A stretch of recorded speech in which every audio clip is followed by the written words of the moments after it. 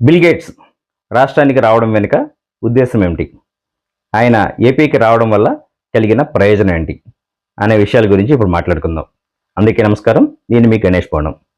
Friends, Microsoft మాజీ CEO gates foundation chairman అయిన bill gates రాష్ట్రానికి వచ్చారు.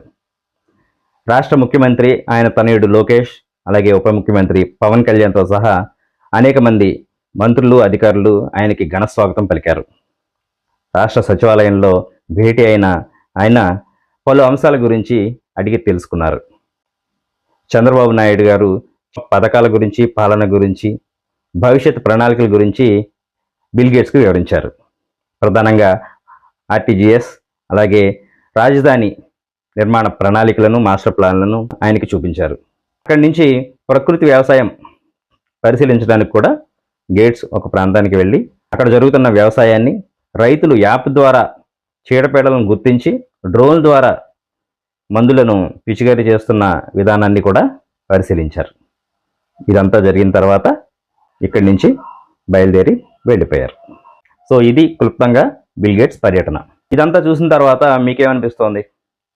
దీనిలో మనకు కానీ మన రాష్ట్రానికి కానీ కలిగిన ప్రయోజనం ఉందని మీరు అనుకుంటున్నారా?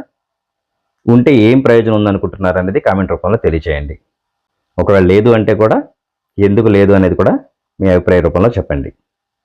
అయితే ఇక్కడ గమనించదగ్గ ఒక విషయం ఏంటంటే, ఇటీవల అమెరికాని కుదిపేస్తున్న F-18 ఫైల్స్ సంబంధించి ఒక వ్యవహారంలో బిల్ గేట్స్ పేరు కూడా వెలుగులోకి వచ్చింది.